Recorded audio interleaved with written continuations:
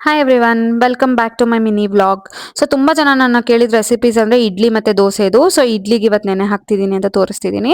So first ಒಂದು 2 glass ration ಅಕ್ಕಿನ ತಗೊಂಡು ಅದಾದಮೇಲೆ ಒಂದು ಅರ್ಧ ಗ್ಲಾಸ್ ಅಷ್ಟು ಉದ್ದಿನ ಬೇಳೆನ ತಗೊಂಡು ಒಂದು ಇಡೀ ಪೂರ್ತಿ ಕಡಲೆ ಬೇಳೆನ ತಗೊಂಡಿದ್ದೀನಿ. ಆ್ಯಂಡ್ ಇದನ್ನು ಚೆನ್ನಾಗಿ ಒಂದು 5 to 6 ಟೈಮ್ಸ್ ತೊಳೆದು ಅದಾದಮೇಲೆ ನೀರನ್ನ ಹಾಕಿ 5 to 6 hours ಕಂಟಿನ್ಯೂಸ್ ಆಗಿ ಸೋಕ್ ಮಾಡಕ್ಕೆ ಬಿಡಬೇಕು. ಕೆಲವೊಬ್ಬರೆಲ್ಲ ಸಪ್ರೇಟ್ ನೆನೆಸ್ಕೋತೀರಾ, ಬಟ್ ಈ ಥರ ಮಾಡಿದ್ರೂ ತುಂಬ ಚೆನ್ನಾಗಿ ಬರುತ್ತೆ. ಸೊ ಸೋಕ್ ಎಲ್ಲ ಆದಮೇಲೆ ಗಟ್ಟಿಯಾಗಿ ಸ್ವಲ್ಪನೇ ನೀರು ಹಾಕ್ಕೊಂಡು ಚೆನ್ನಾಗಿ ರುಬ್ಬೆತ್ತಿಟ್ಕೊಳ್ತಿದ್ದೀನಿ. ನಾನು ಜನರಲಿ ದೋಸೆಗೆ ಸಪ್ರೇಟು, ಇಡ್ಲಿಗೆ ಸಪ್ರೇಟ್ ಬ್ಯಾಟರ್ಸ್ ಎಲ್ಲ ಏನೂ ಪ್ರಿಪೇರ್ ಮಾಡ್ಕೊಳ್ಳಲ್ಲ. ಈ ಎರಡಕ್ಕೂ ಸೇರಿ ಇದನ್ನೇ ಮಾಡ್ಕೋತೀನಿ, ತುಂಬಾ ಚೆನ್ನಾಗಿ ಬರುತ್ತೆ. ಸೊ ರುಬ್ಬೆಲ್ಲ ಆದಮೇಲೆ ಸ್ವಲ್ಪ ಉಪ್ಪನ್ನ ಸೇರಿಸ್ಕೊಂಡು ಚೆನ್ನಾಗಿ ಬೀಟ್ ಮಾಡಿ ಎತ್ತಿಟ್ಕೊಂಡೆ ಫರ್ಮೆಂಟೇಷನ್ಗೆ ಅಂತ. ಸೊ ಇದು ನೆಕ್ಸ್ಟ್ ದಿನದ mini vlog. So first idli ಪಾತ್ರೆಗೆ ಚೆನ್ನಾಗಿ 1-2 ಗ್ಲಾಸ್ ನೀರನ್ನ ಹಾಕಿ ಪ್ರೀ ಹೀಟ್ ಮಾಡಕ್ಕೆ ಬಿಟ್ಬಿಟ್ಟೆ. ಸೊ ಅಷ್ಟೊತ್ತಿಗೆ ನೋಡಿ 7 hours ಓವರ್ ನೈಟ್ ಫರ್ಮೆಂಟೇಷನ್ ಆದಮೇಲೆ ಎಷ್ಟು ಚೆನ್ನಾಗಿ ಬಂದಿದೆ ಅಂತ ಅಂದ್ಬಿಟ್ಟು ತುಂಬ ಫ್ಲಫಿಯಾಗಿ ಬಂದಿದೆ.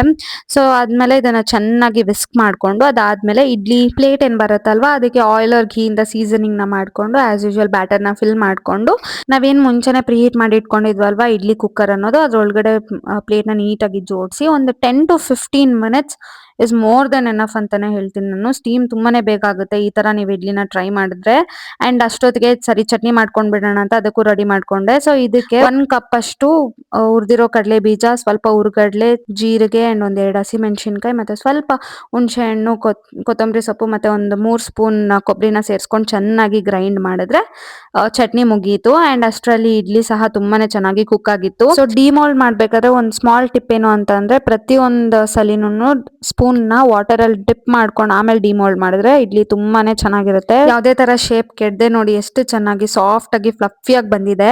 ಸೊ ಇದಾಗಿತ್ತು ನಮ್ಮ simple and tasty breakfast. Thank you so much for watching.